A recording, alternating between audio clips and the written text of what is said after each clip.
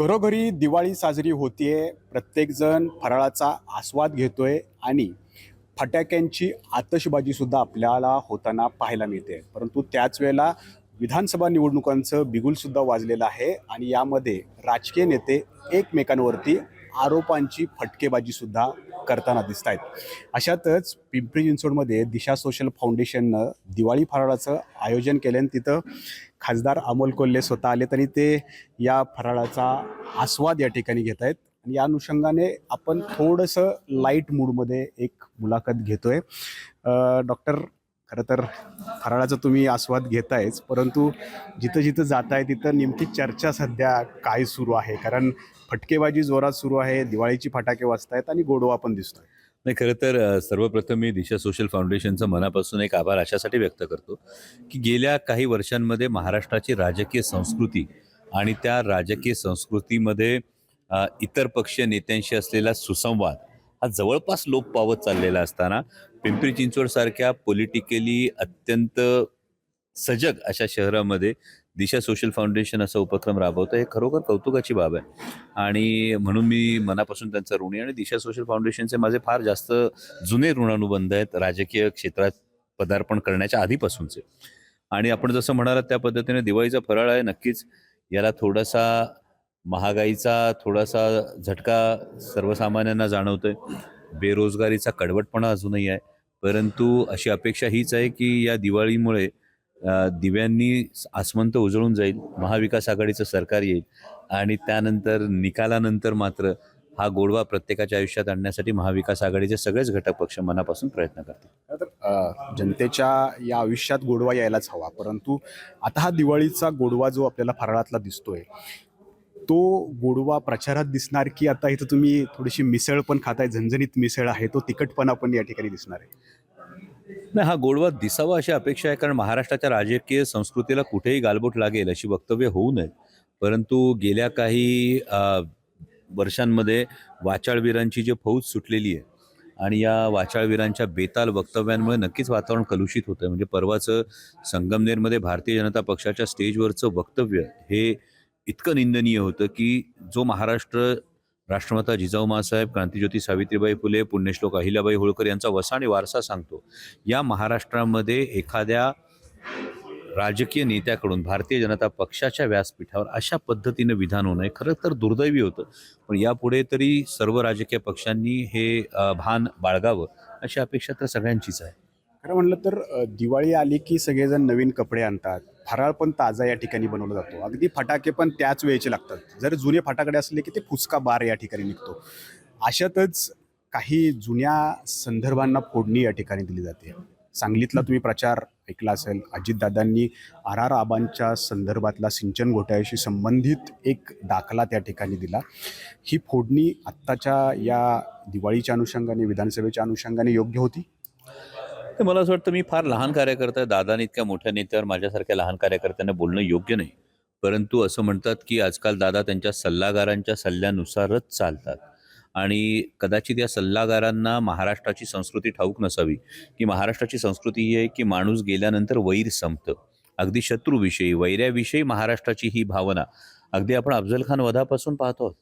आणि मेल्यानंतर शत्रू जरी असला तरी माणूस गेल्यानंतर वैर संपतं ही भावना असताना इथे तर आर आर आबांसारखा, स्वर्गीय आर आर आबांसारखा अत्यंत स्वच्छ प्रतिमेचा नेता, इतक्या वर्षांचे सहकारी आदरणीय पवार साहेबांचे अत्यंत निष्ठावंत असलेल्या नेत्याविषयी असं विधान जर त्या सल्लागार कंपनीनं तो सल्ला दिला असेल तर त्या सल्लागार कंपनीला कोपरापासून दंडवत केले पाहिजे. खरं तर प्रत्येक कुटुंबातला व्यक्ती हा कामानिमित्त बाहेर असतो, घरापासून बाहेर असतो, परंतु दिवाळी आली की तो एकत्र येतो, कुटुंब एकत्र येतं. असं दिवाळीचा एक हा क्षण असतो. याच क्षणी पवार कुटुंबीय नेहमीच एकत्र येत असतात. मात्र याच दिवाळीच्या अनुषंगाने आता विधानसभा पण आहे आणि यावेळेलाच अजितदादांनी एक वक्तव्य केलं की पवार साहेबांनी पवार कुटुंब फोडण्याचं काम या ठिकाणी केलेलं आहे. हे वक्तव्य आणि त्यात अजितदादांनी भावनिक होणं, कसं पाहता तुम्ही या सगळीकडं? कारण लोकसभेच्या वेळेला अजितदादा एक बोलत होते, आत्ता एक, विरोधाभास मोठा दिसतोय. नाही, मला वाटतं तुमच्या प्रश्नातच त्याचं उत्तर आहे. आणि हे विधान दादांनी केलेलं मी अजून वाचलं नाही. जर की आदरणीय पवारसाहेबांनी कुटुंब फोडलं हे विधान माझ्या ऐकण्यात नाही आहे. पण जर असं विधान केलं असेल आपल्या म्हणण्यानुसार, तर मला असं वाटतं सर्वसामान्य जनता जाणते की 27 जूनला माननीय पंतप्रधानांनी भोपाळच्या सभेमध्ये एक विधान केलं होतं आणि त्यानंतर 2 जुलैला भूमिका बदलली. ती आदरणीय पवारसाहेबांनी बदलली की अजितदादांनी बदलली हे सर्वसामान्य जनता जाणते. म्हणजे मगाशी आपण सांगलीतल्या वक्तव्याचा जो उल्लेख केला स्वर्गीय आर. आबांविषयीच्या, तोच पुन्हा सिंचन घोटाळ्याचा जो विषय आहे हा 27 जूनला माननीय पंतप्रधान नरेंद्रजी मोदी यांनी भोपाळच्या सभेत हाच आरोप केला होता आणि 2 जुलैला भूमिका बदलली. मग ही जी सगळी जर क्रोनॉलॉजी आपण लावली तर त्याच्यामध्ये कुठेतरी संशयाला जागा आहे का हा प्रश्न प्रत्येकाच्या मनात तयार होतो. आणि कुटुंब म्हणून मला असं वाटतं की पवार कुटुंबियांचा हा कौटुंबिक निर्णय हा जो काही त्यांचा असेल, परंतु जे दादा तुम्ही भावनिक झालेले म्हणालात, मला खरं तर कल्पना नाही, कारण मी गुलाबी जॅकेट न घालणाऱ्या कणखर दादांना ओळखत होतो. ते गुलाबी जॅकेट घालायला लागल्यापासून माझा त्यांचा फारसा परिचय नाही, त्यामुळे त्यांच्या वैयक्तिक बाबीविषयी मी भाष्य करावं इतका मोठा मी कार्यकर्ता नाही. तर थोडंसं मी या फराळाकडे येतो. ही चकली खूप रुचकर असते, परंतु गोल असते. सध्या महाविकास आघाडीमध्ये हा गोलपणा दिसतोय, रुचकरपणा जो आहे तो थोडासा हरवलाय का? कारण प्रत्येक ठिकाणी बंडखोरी या ठिकाणी होताना दिसते. जे लोकसभेत चित्र होतं त्याच्या विपरीत चित्र आत्ता विधानसभेत आहे. हे बघा कसं होतं की लोकसभा निवडणुकीच्या वेळी परिस्थिती वेगळी होती. लोकसभा निवडणुकीच्या वेळी सगळेच हादरलेले होते, पण लोकसभा निवडणुकीमध्ये आदरणीय शरदचंद्रजी पवार साहेबांचा करिश्मा काय असतो तो लोकांनी अनुभवला. तब्बल 80% स्ट्राईक रेट हा राष्ट्रवादी काँग्रेस शरदचंद्र पवार पक्षाला मिळाला. माननीय उद्धवसाहेब ठाकरे यांच्या पाठीमागं किती मोठं फॅन फॉलोईंग आहे, किती मोठा चाहता वर्ग आहे हे पाहायला मिळालं. त्याचबरोबर राहुल गांधींच्या काँग्रेसच्या पाठीमागे जो एक प्रचंड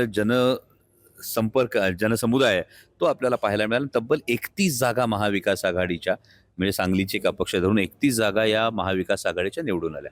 आणि स्वाभाविक इतका चांगला निकाल समोर आल्यानंतर अनेकांच्या महत्वाकांक्षा जाग्या होणं किंवा अनेकांना निवडणूक लढवावीशी वाटणं हे अगदी स्वाभाविक आहे. आणि त्यामुळे अनेकांनी इच्छा व्यक्त केली. तब्बल राष्ट्रवादी काँग्रेस पक्ष आज ज्या 85-87 जागा लढवतोय, या जागांसाठी आमच्याकडे आलेले अर्ज 1600 होते.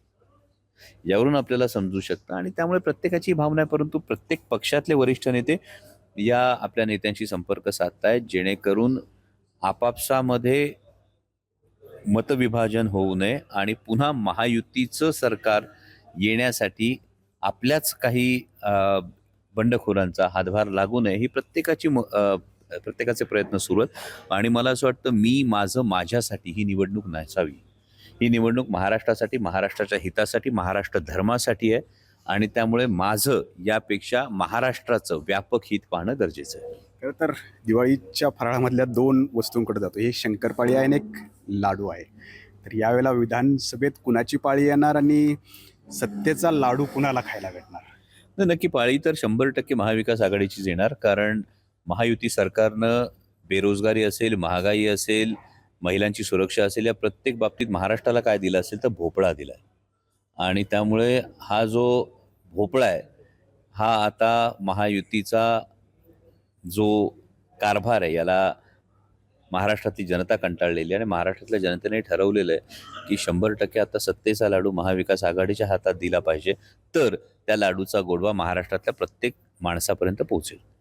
खरं तर लाडूचा गोडवा, दिवाळी फराळाचा जो सगळा गोडवा आहे तो जनतेला निर्विवादपणे चाखता यायला हवा. त्यासाठीच जनता नेमका काय निर्णय घेते, राज्यात कुणाची सत्ता स्थापन करते हे पाहणं महत्त्वाचं राहणार आहे. त्यासोबतच दिवाळीचा फराळ हा जितका गोडवा आणणारा असतो तितकाच थोडासा तिखटपणा पण आणणारा असतो.